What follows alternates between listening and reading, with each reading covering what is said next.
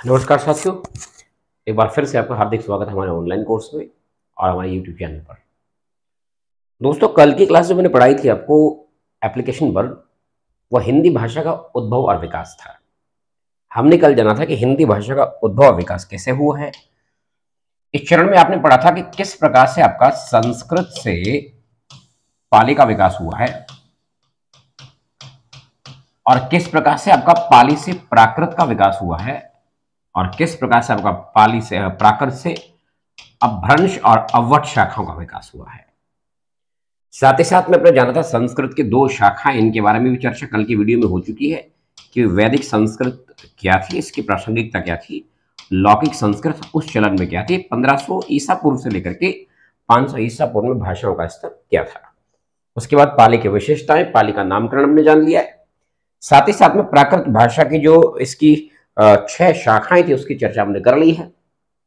शौरसेनी प्राकृत क्या थी, या भाई पैशाची प्राकृत क्या थी, प्राचरण प्राकृत क्या थी, मागधी प्राकृत क्या थी, अर्धमागधी प्राकृत क्या थी, उसकी चर्चा भी हो चुकी है।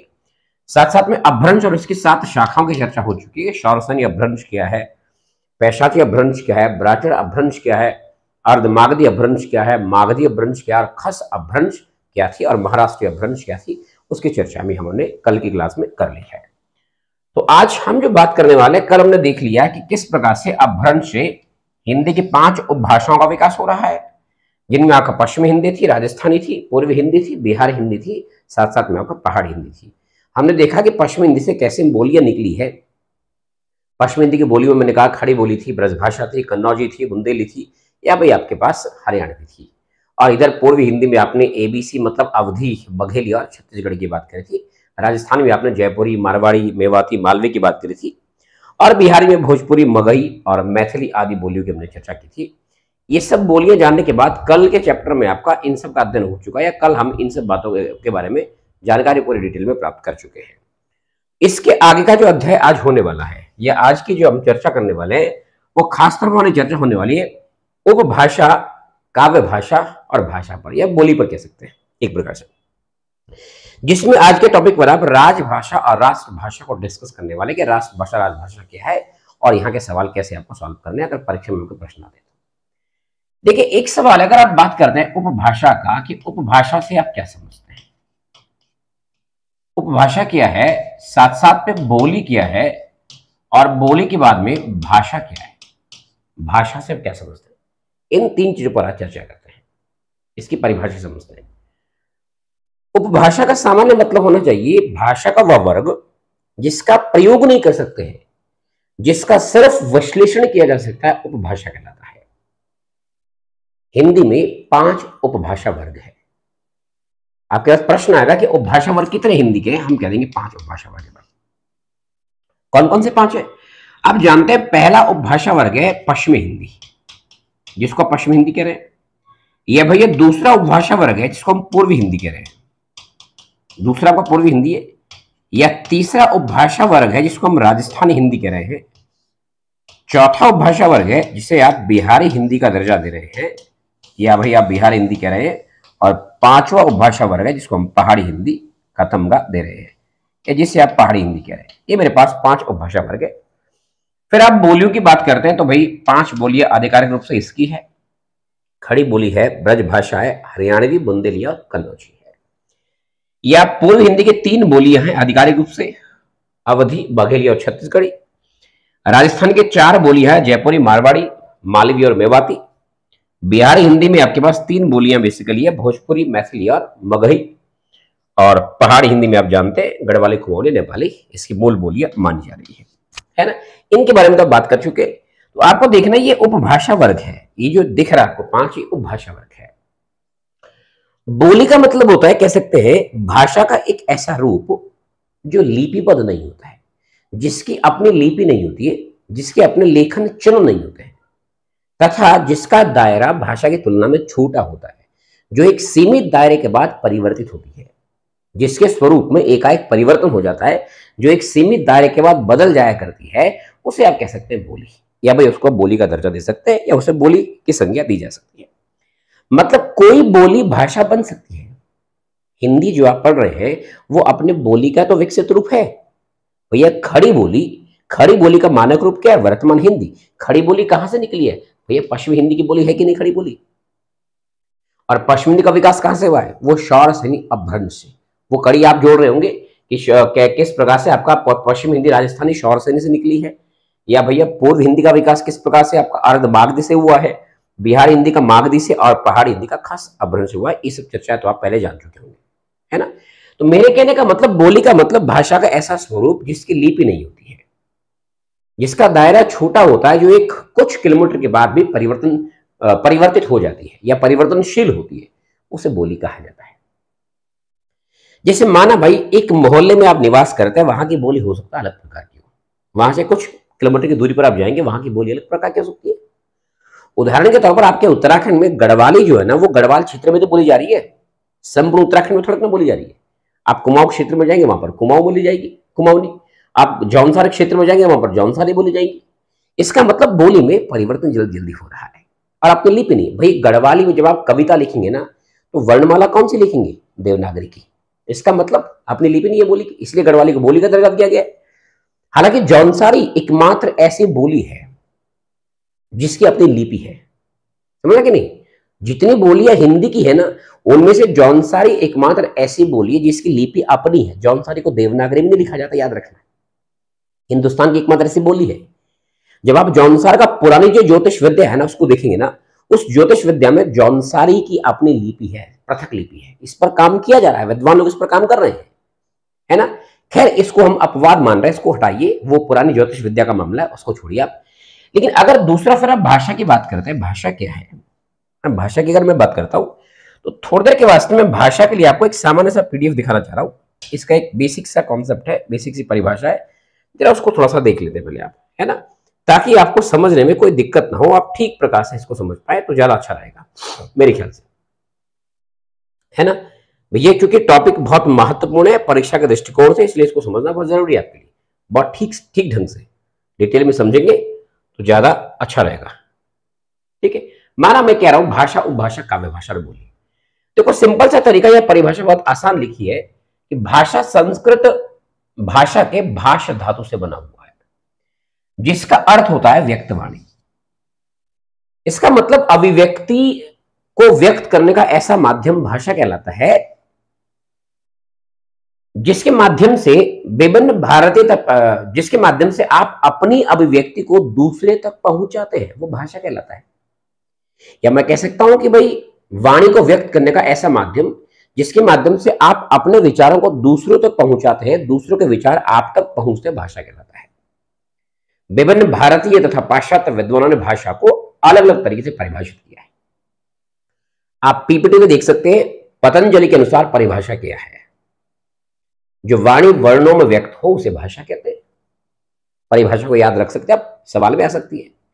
या कामता प्रसाद गुरु साहब क्या लिख रहे हैं? वो लिख रहे हैं भाषा वह साधन है जिसके द्वारा मनुष्य अपने विचार दूसरों पर भली भांति प्रकट कर सकता है और दूसरों का विचार समझ सकता है। परिभाषा किसकी है? कोट करके लिखी हुई कामता जी की परिभाषा। डॉक्टर श्याम सुंदर दास लिख रहे हैं कि मनुष्य और मनुष्य के बीच वस्तुओं के विषय में अपनी इच्छा और मति का आदान प्रदान करने के लिए व्यक्त ध्वनि संकेतों का व्यवहार भाषा कहलाता है। परिभाषा को याद रख सकते हैं आप। या भाई मैक्स मूलर क्या लिख रहे हैं? मूलर साहब लिख रहे हैं कि भाषा और कुछ नहीं है, केवल मानव के चतुर बुद्धि द्वारा आविष्कृत एक ऐसा उपाय है जिसकी मदद से हम अपने विचार दूसरों पर प्रकट कर सकते हैं। देखिए तो मैक्स मूलर साहब ने कितनी शानदार परिभाषा लिखी है। वो लिख रहे हैं कि भाषा और कुछ नहीं है, केवल मानव के चतुर बुद्धि द्वारा आविष्कृत एक ऐसा उपाय है जिसकी मदद से हम अपने विचार दूसरों पर प्रकट कर सकते हैं। पूछ सकता है परिभाषा, ये डेफिनेशन किसने दी है? ऐसा सवाल बन सकता है आपकी परीक्षा में। उसके बाद भाषा उत्पत्ति के लिए कुछ प्रमुख सिद्धांत लिखे यहां पर नीचे। पूछ सकता है कि दिव्योत्पत्ति का सिद्धांत किसने दिया है? प्रवर्तक प्राचीन धर्म ग्रंथ है। इसमें संकेत सिद्धांत के प्रवर्तक कौन है? रूसो है। रणन सिद्धांत क्या है? इसके प्रवर्तक कौन है? प्लेटो और हेस और मैक्स मूलर साहब। और समन्वयक सिद्धांत क्या है? प्रवर्तक कौन है इसके? हेनरी स्वीट है।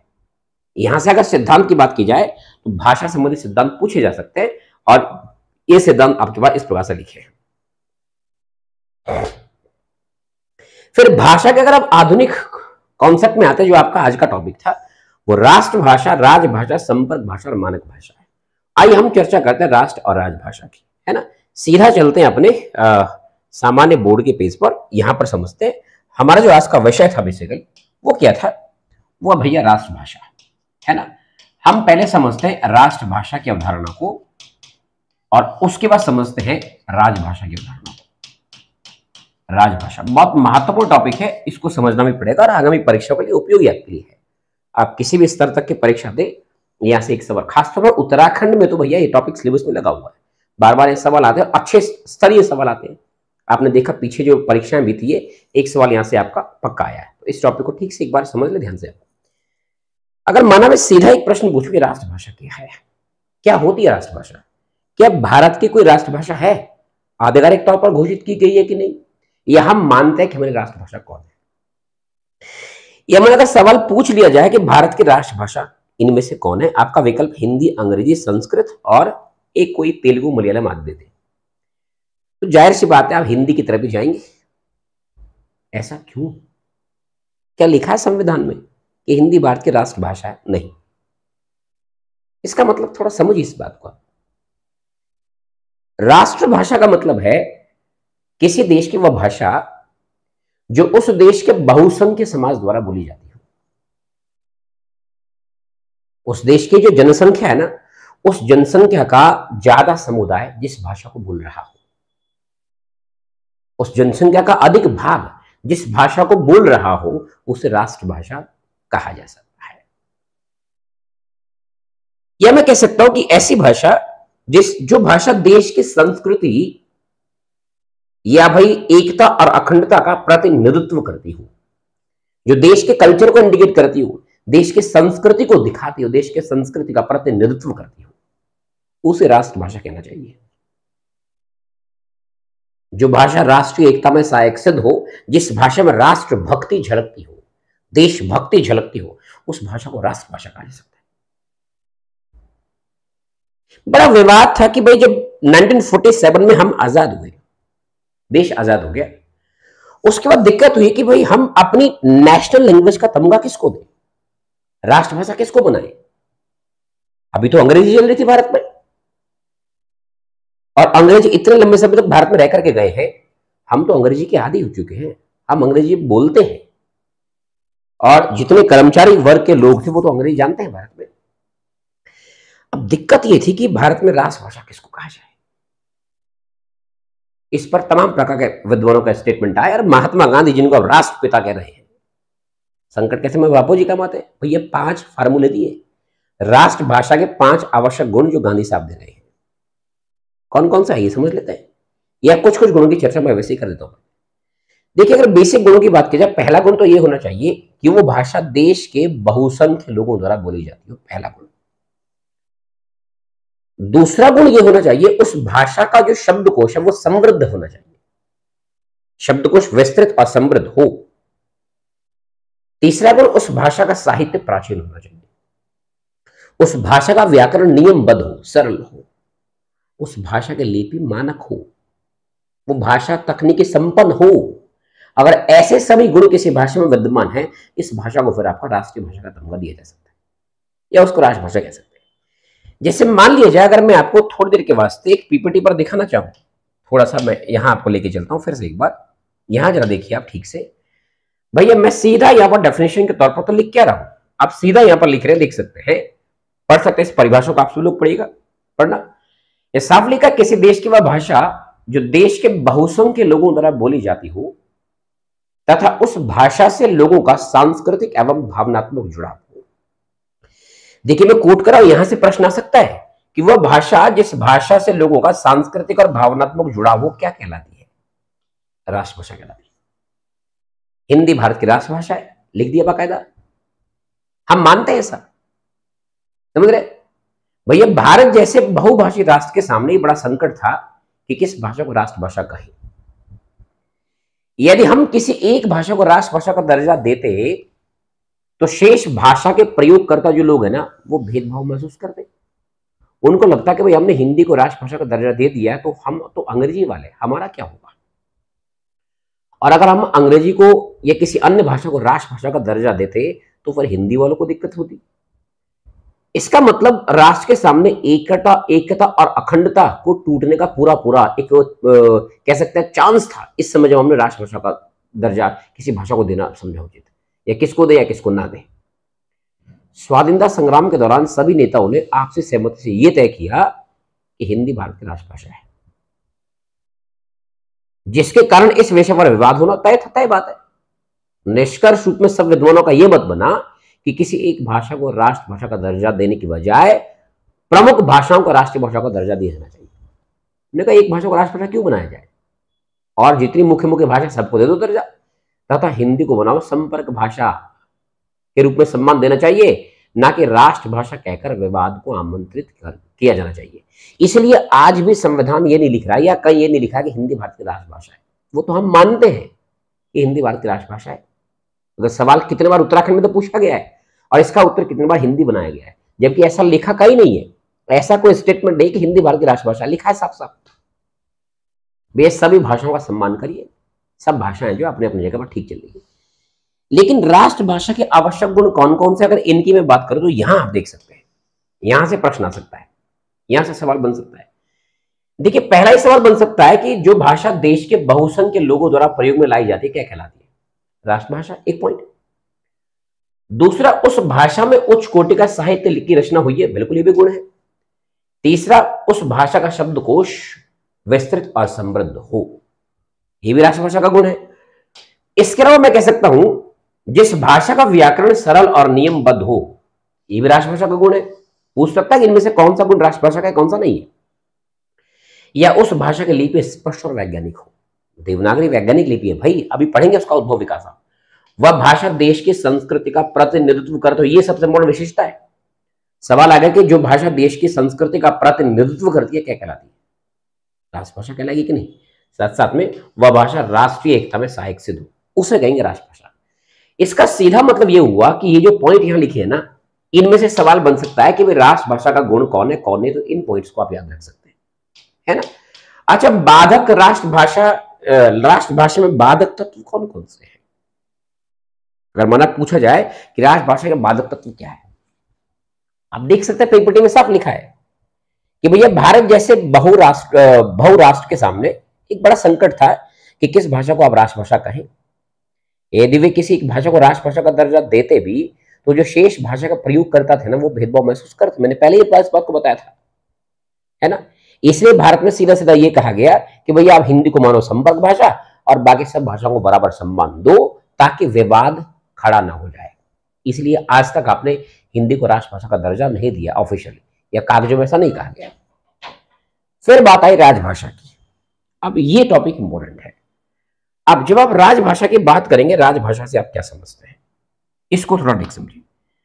देखिए, यहां से दो चीज समझनी है। आपने ये समझा राष्ट्रभाषा का मतलब क्या था, सिंपल फंडा। राष्ट्रभाषा का मतलब आपकी अपनी भाषा जो देश के लोग बोलते हैं। राजभाषा का सीधा मतलब आपके ऊपर थोपी गई भाषा। मेरी बात को समझ रहे हैं आप भाई? जब आप मुगल काल में थे, आपकी भाषा तो तब भी हिंदी थी, लेकिन आपके ऊपर क्या थोप दी गई? फारसी। अगर मुगल दरबार में काम करना तो फारसी में काम करना पड़ेगा। आप अंग्रेजी काल में आए, ब्रिटिश काल में, आपकी भाषा तब भी क्या थी? हिंदी, लेकिन आपके ऊपर क्या थोप दी गई? अंग्रेजी। सरकारी कामकाज अंग्रेजी में करना है। मतलब राजभाषा की अगर मैं बात करता हूं, जब देश आजाद हो गया, चक्रवर्ती राजगोपालाचारी साहब ने कहा कि भैया नेशनल लैंग्वेज के विपरीत एक स्टेट लैंग्वेज भी होनी चाहिए, और उनकी उस स्टेट लैंग्वेज शब्द का जब हिंदी अनुवाद किया गया, वो अनुवाद बना राजभाषा। इसका मतलब राजभाषा शब्द का प्रथम प्रयोगकर्ता कौन है? चक्रवर्ती राजगोपालाचारी। मन अगर आपसे मैं प्रश्न पूछूं कि वह राजभाषा शब्द का प्रथम प्रयोगकर्ता कौन है, मैंने कहा कि प्रथम प्रयोगकर्ता कौन है, सीधा हम कह सकते हैं ना भैया जो प्रथम प्रयोगकर्ता है वो कौन है? राजगोपालाचारी होंगे कि नहीं? राजगोपालाचारी जी ये राजभाषा शब्द के प्रथम प्रयोगकर्ता है साहब। साथ ही साथ आपको यह पता है कि सितंबर 14, अगर मैं बात कर रहा हूं, सितंबर 14 1949 को हिंदी को दिया गया राजभाषा का दर्जा। इस दिन आपको मालूम है संविधान के भाग 17 में जिसका शीर्षक क्या है, राजभाषा, राजभाषा, इसमें हिंदी को शामिल किया गया तथा अनुच्छेद 343 से लेकर के अनुच्छेद 351 के मध्य आपका राजभाषा संबंधी प्रावधान किए गए। अब आई परिभाषा की बात। अब सीधा ये कहा गया कि ऐसी भाषा जो सरकारी कामकाज की भाषा होगी, सरकारी दफ्तरों में, सरकारी कार्यालयों में, संसद में, विधानमंडलों में इत्यादि कार्यालयों में जो भाषा प्रयुक्त की जाएगी उस भाषा को राजभाषा का दर्जा दिया जाएगा। राजभाषा का प्रावधान संविधान के भाग 5 में भी है, 6 में भी है, 17 में भी है। भाग 17 का तो शीर्षक ही राजभाषा है और संविधान के 343 से लेकर के 351 तक प्रावधान है। वैसे तो कहने को तो आर्टिकल 120 में भी राजभाषा का प्रावधान है, आर्टिकल 210 में भी राजभाषा का प्रावधान है। आप पढ़िएगा संविधान के अनुच्छेद ठीक से। हम सीधा ये कह रहे हैं कि देखिए राजभाषा मतलब यहां से जो निकलती है, राजभाषा मतलब आपके ऊपर जो थोप दी जाती है। मेरी बात समझ आ रही कि नहीं? अगर आप राष्ट्रभाषा राजभाषा का बेसिक पहले अंतर क्लियर करना चाहो ना, बेसिक अंतर क्लियर करना चाहो, खैर आप अंतर के बाद लास्ट में जाएंगे, पहले सारी समीकरण समझ लो। 14 सितंबर 1949 को जब आपने हिंदी को राजभाषा का दर्जा दे दिया, राजभाषा हिंदी बन गई और संविधान में इसको आपने शरीक कर दिया, भाग 17 में शामिल कर दिया कि वह हिंदी राजभाषा बन गई। अनुच्छेद 343 में सीधा प्रावधान किया कि भारत संघ की राजभाषा हिंदी तथा राजलिपि देवनागरी होगी। आपको याद रखना इसी अनुच्छेद में राजलिपि का उल्लेख भी है, यानी राजलिपि का उल्लेख इसी में है। राजलिपि कौन है आपकी? अरे भैया देवनागरी है ना, तो देवनागरी को राजलिपि का दर्जा किसमें दिया गया? अनुच्छेद 343 में दिया गया है। इसी कड़ी में 344 प्रावधान करता है राजभाषा कमीशन का कि जो राष्ट्रपति हो गए आपके देश के, वो एक राजभाषा आयोग का गठन करते हैं। और आप जानते हैं भारत के प्रथम राष्ट्रपति राजेंद्र प्रसाद साहब है ना, उन्होंने आपका 344 का प्रयोग करते हुए, आपको पता है कि 1955 में भारत का पहला राजभाषा कमीशन बना, जिसके अध्यक्ष कौन हुए? बीजी खेर, बाल गंगाधर खेर। वर्तमान में विनय पाठक राजभाषा कमीशन के अध्यक्ष है। ये जो बीजी खेर साहब है, ये भारत के प्रथम राजभाषा आयोग के अध्यक्ष हुए साहब। राजभाषा कमीशन का काम क्या होता है थोड़ा समझ लो ब्रीफ में। इसका सीधा मतलब ये हुआ कि ये समीक्षा करता है ये आयोग कि भाई राजभाषा के प्रयोग में प्रगति कितनी हो रही है, दफ्तरों में राजभाषा पर काम कैसे चल रहा है। सारे दफ्तर रिपोर्ट सबमिट करेंगे राजभाषा आयोग के पास और ये समीक्षा करेगा कि राजभाषा में प्रगति हो रही है कि नहीं हो रही है, या इसके लिए क्या क्या हमें आगे सुधार कर रहे हैं। तो 55 का जो राजभाषा कमीशन बना, इस कमीशन ने अपना एक रिपोर्ट बनाया साहब, एक प्रतिवेदन बनाया साहब, जिस प्रतिवेदन में तमाम प्रकार के सुझाव कहे होंगे।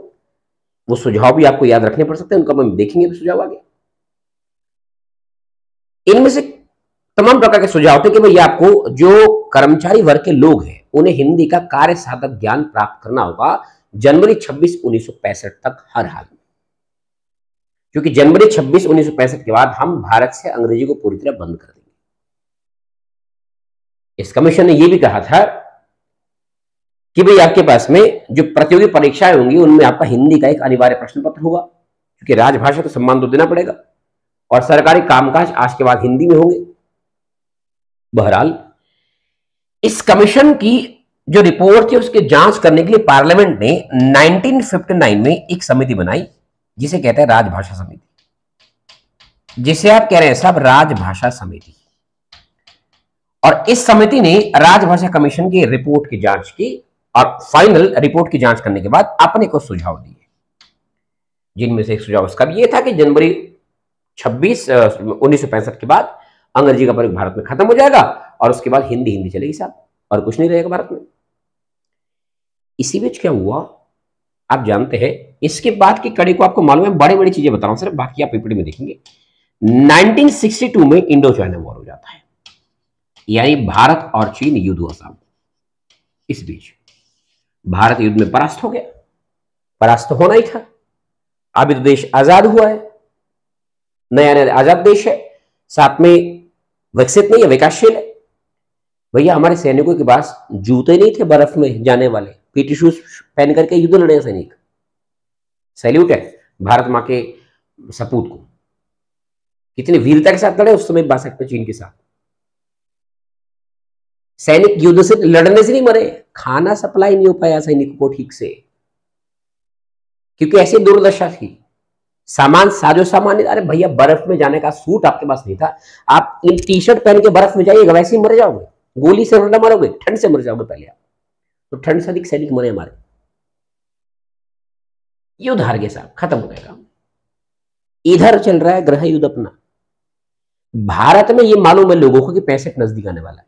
जो गैर हिंदी भाषी क्षेत्रों के लोग हैं ना, जैसे मैंने साउथ के लोग हैं, नॉर्थ ईस्ट के लोग हैं, उन्होंने विद्रोह कर दिया, धरना प्रदर्शन जैसे आजकल पवार साहब कर रहे हैं, हमारे मित्र बॉबी पवार जी आपके लिए कितना लड़ रहे हैं। सैल्यूट है बॉबी जी को भी। एक पवार साहब कितना आपके लिए लड़ रहे हैं, हर समय धरना प्रदर्शन, तमाम प्रकार की खबरें लाना, ये लाना, हेड्सअप यार सुनने के लिए।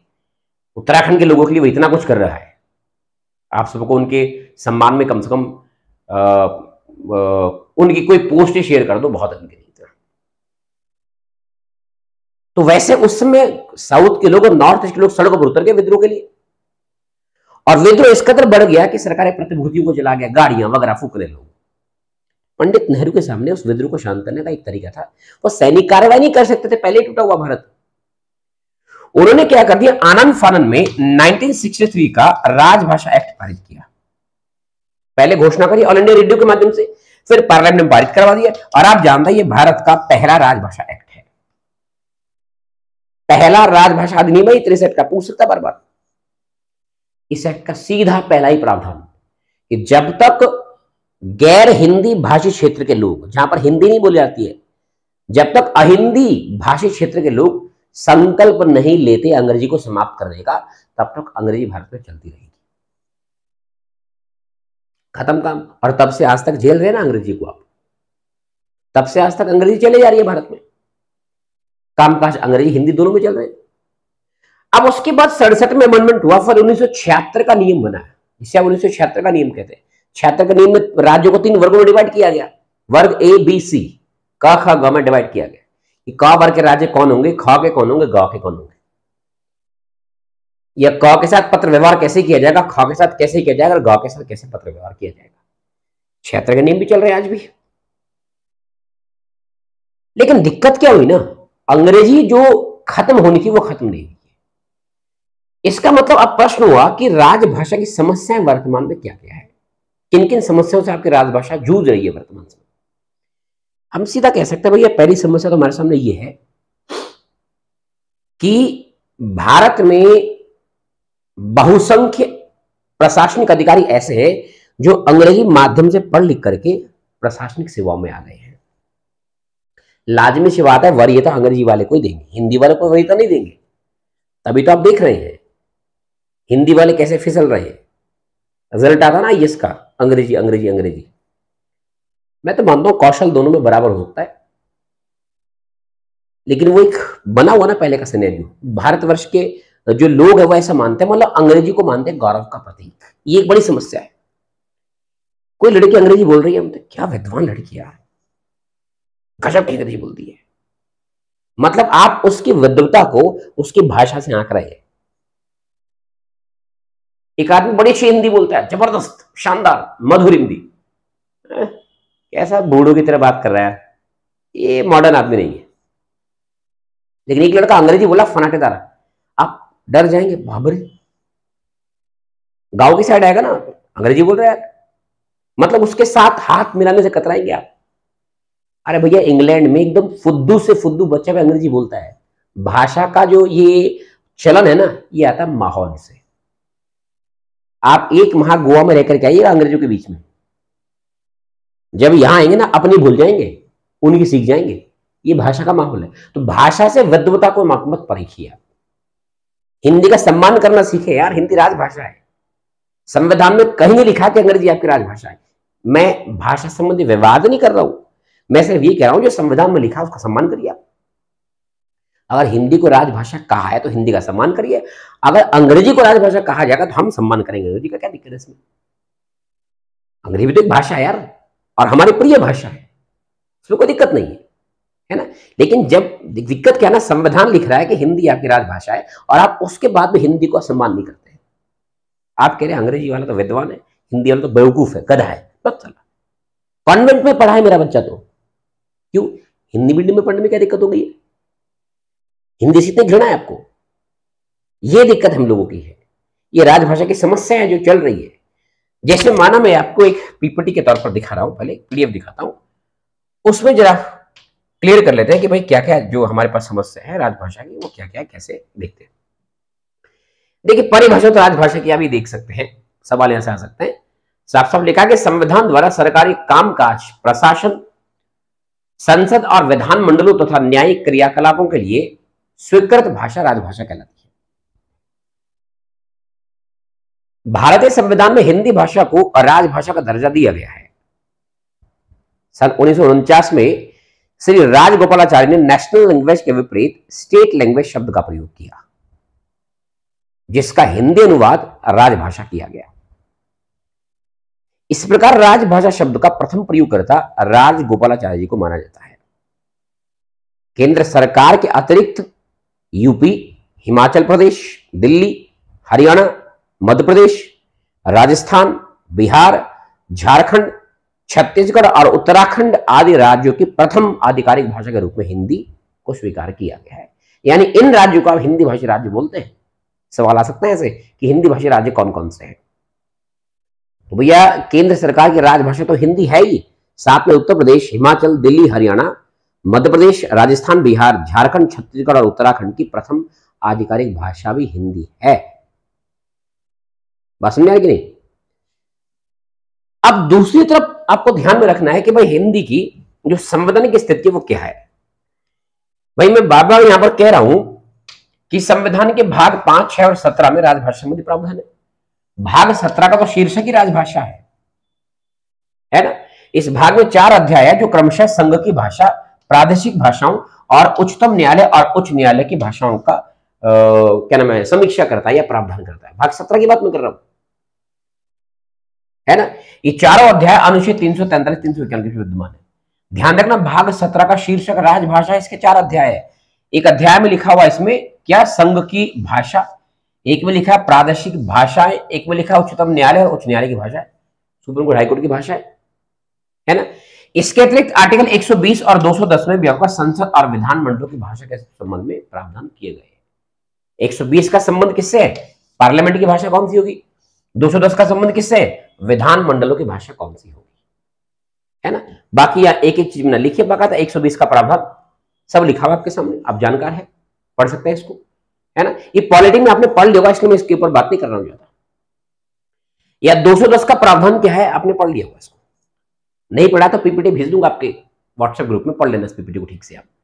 ये 343 का प्रावधान क्या है, साफ साफ लिखा ना। अरे 43 में कहा गया कि संघ की राजभाषा हिंदी और लिपि देवनागरी होगी, खत्म काम, है ना। या भैया 344 का प्रावधान क्या है, आप देख सकते हैं। इसके साथ साथ में 45 का प्रावधान क्या है, 46 का प्रावधान क्या है, 47 का प्रावधान क्या है, 48 का प्रावधान क्या है। ये पॉलिटी का विषय है, तो इसको पॉलिटी में निपटा लिया जाए तो ज्यादा अच्छा है, आपने पढ़ लिया होगा। अब मजे की बात है, राजभाषा हिंदी की समस्याएं देखिए आप, समस्या क्या क्या राजभाषा हिंदी की है, यहां देखना जरा। मैंने कहा ना, राजभाषा हिंदी तमाम प्रकार की समस्याओं से जूझ रही है, यहां देखना ठीक से। भैया आपके सामने थोड़ा सा मैं इसका फोन साइज बड़ा कर देता हूं ताकि समस्याएं आपको क्लियरली समझ में आ जाए। देखिए, वो समस्याओं को समझना बहुत जरूरी है, तभी कुछ निकलेगा। जब आप जैसे पढ़े लिखे व्यक्ति राजभाषा की चिंता नहीं करेंगे तो फिर राजभाषा कैसे बनेगी, बताइए मुझे। अब देखिए साहब, आपके सामने पहली समस्या लिखी है कि अधिकांश सरकारी अधिकारियों का अंग्रेजी भाषा के माध्यम से चयनित होकर राज्य की सेवा में आना, एक समस्या। अगर माना सवाल में पूछा जाए कि भाई इनमें से कौन राजभाषा संबंधी समस्या है, पहली समस्या है। दूसरी समस्या है, लोगों द्वारा अंग्रेजी को गौरव का प्रतीक समझना। आखिर क्यों लोग अंग्रेजी को अपने गौरव का प्रतीक क्यों समझ रहे हैं भाई? ठीक है, अच्छी बात है, आपको अंग्रेजी आती है और आजकल तो आनी भी चाहिए। जिसको अंग्रेजी नहीं आती उसका जीवन तो आजकल जीना दुश्वार है, आनी भी चाहिए। लेकिन कम से कम गौरव का प्रतीक तो मत मानिए आप। ये मत मानिए कि अगर आपने अंग्रेजी सीख ली मतलब आपने दुनिया की सारी कामयाबी हासिल कर ली। और भी भाषा, ऐसे भी लोग हैं जो 8-8, 10-10 भाषाएं जानते हैं, लेकिन फिर भी वो अपनी राजभाषा का सम्मान और अपनी राष्ट्रभाषा का सम्मान जरूर करते होंगे। देशभक्ति एवं राष्ट्रीयता की भावना में कमी आना, ये फैक्ट है भैया। राष्ट्रभक्ति तो लोगों की कम हो गई है, सरहद पर कौन मर रहा है, मरने दोनों में क्या फर्क पड़ रहा है, हम तो घर में ठीक है। हमारी राष्ट्रभक्ति सिर्फ 2 दिन जागती है, 15 अगस्त और 26 जनवरी को। वो मां चलो झंडा फहरा दिया, भारत माता की जय बोल दिया, खत्म का। क्या हमारी राष्ट्रभक्ति वैसी रही है जैसी पहले थी? वो भगत सिंह जैसे, वो आजाद साहब जैसे जो नव युवक जिन्होंने देश के लिए कुर्बानियां दी है, शहादतें दी है, उसे कहते हैं राष्ट्रभक्ति। और जब वो राष्ट्रभक्ति आपके अंदर कूट कूट के भरी होगी ना, तब आप राजभाषा का सम्मान करेंगे। यानी अगर आप राजभाषा का सम्मान नहीं कर रहे हैं, इसका सीधा मतलब आपके अंदर राष्ट्रभक्ति नहीं है। एक फैक्ट है जो मैं मानता हूं, अंग्रेजी की तुलना में हिंदी का तकनीक विकास कम है। ये फैक्ट है, ये हिंदी का ड्रॉबैक है। भैया अंग्रेजी बड़ी तकनीकी संबंध भाषा है यार। आप देखिए जब कंप्यूटर क्रांति आई, आप अंग्रेजी में कंप्यूटर में कितना इजीली काम कर लेते हैं। कीबोर्ड अंग्रेजी का है, सिस्टम सॉफ्टवेयर अंग्रेजी का बना हुआ, रोमन में काम करता है। अगर आपको हिंदी की टाइपिंग करनी है, कितना सारा आपको वो सीखना पड़ता है, कोडिंग वोडिंग दुनिया भर की चीजें। मतलब हिंदी तकनीकी रूप से कम विकसित है, इस बात को तो एक्सेप्टेबल बात है, इसको स्वीकार किया जा सकता है, कोई दिक्कत नहीं। लेकिन फिर भी इसके तकनीकी संबंधी सुधार भी तो चल रहे हैं। बताइए, टाइपिंग के मेथड दिखते हैं, जानते हो आप?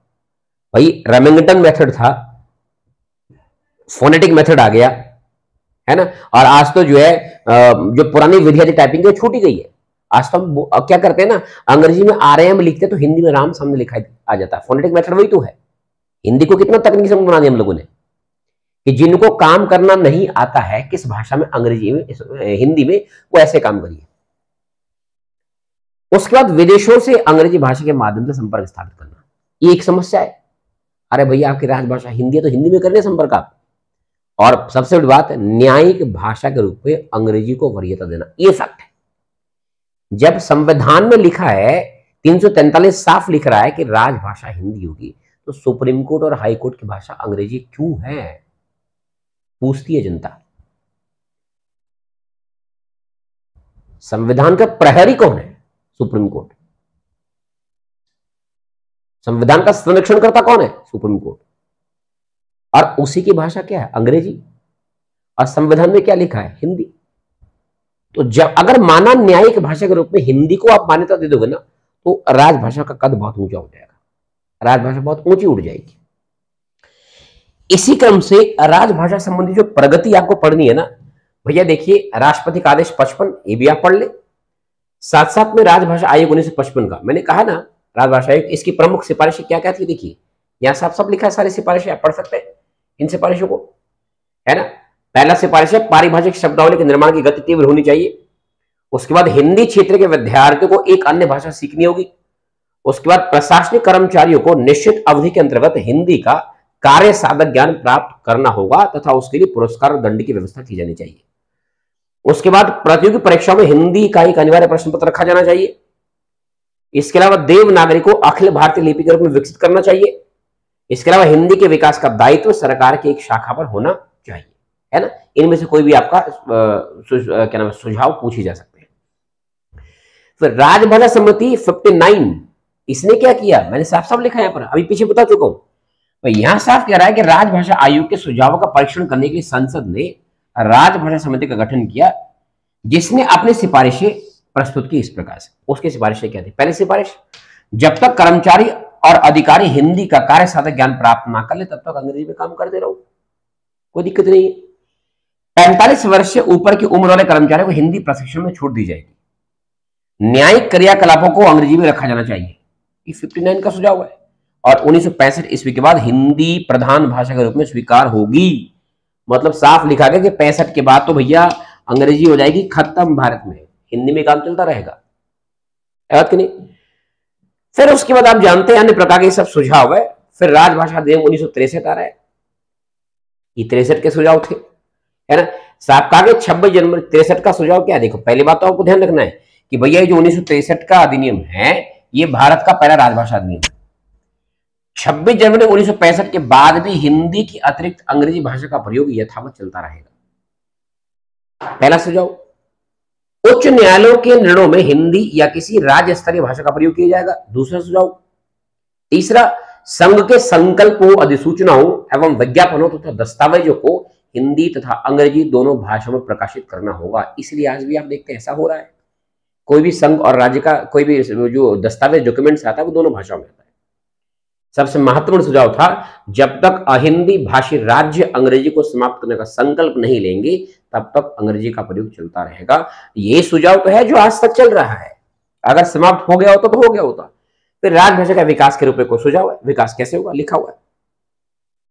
और साथ ही साथ में मैं कह सकता हूं, है ना, कि भाई राजभाषा राजभाषा का प्रमुख अंतर देखिए अभी, और इस अंतर से सवाल डेफिनेटली आ सकते हैं, पूछे जा सकते हैं। देखना पहला सवाल, अगर माना सवाल बन जाए आपके पास, राजभाषा जन सामान्य द्वारा प्रयुक्त होने वाली विचार विमर्श और लोक व्यवहार की भाषा है। प्रश्न आ गया कि लोक व्यवहार की भाषा को क्या कहा जाता है, राजभाषा।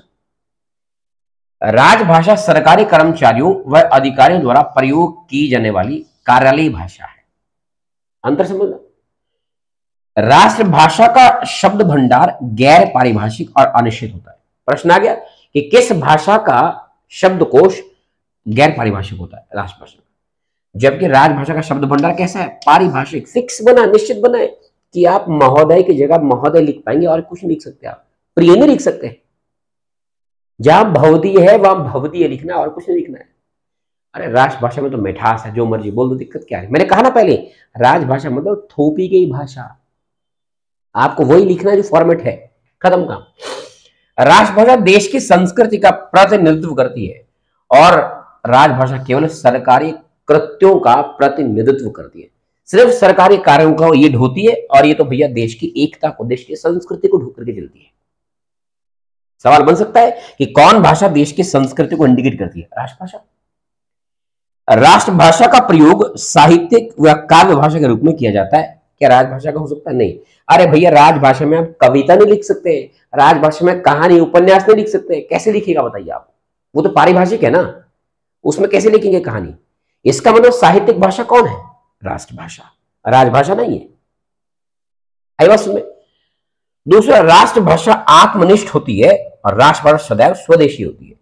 भैया राजभाषा वस्तुनिष्ठ होती है, राजभाषा परिस्थितियों के अनुसार विदेशी भी हो सकती है, हुई है ना। क्या अंग्रेजी आपकी राजभाषा नहीं रही है, क्या फारसी नहीं रही है, क्या अरबी नहीं रही है, इसका मतलब राजभाषा जो है वो विदेशी भी हो सकती है, परिस्थितियां डिपेंड करती है, लेकिन राष्ट्रभाषा हमेशा स्वदेशी होगी और आत्मनिष्ठ रहती है।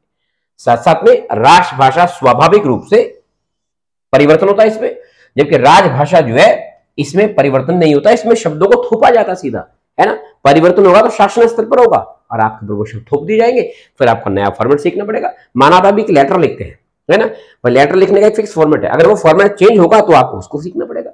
ये राजभाषा की कुछ आपके पास शर्तें थी और उसूल थे, है ना।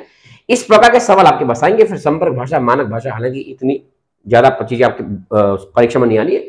भाषा का मानकीकरण बेसिकली मेंस का टॉपिक है ना। वनडे एग्जाम में शायद ये ना आए, तो मेंस वाले बच्चे जो है उनके लिए अलग से इस टॉपिक को पढ़ना पड़ेगा। ये सब वर्तनी का मानकीकरण है, इसको पढ़ना पड़ सकता है। व्याकरण की समस्याएं क्या क्या है इसको जानना पड़ सकता है, और उसके बाद लिपि का उद्भव और विकास, ये टॉपिक होगा आपका नेक्स्ट, है ना। अगला टॉपिक आपने लेकर के आऊंगा लिपि का उद्भव और विकास, इसको पढ़ेंगे आप कल। आज के लिए इतना काफी है, धन्यवाद। जय हिंद, जय भारत, जय उत्तराखंड।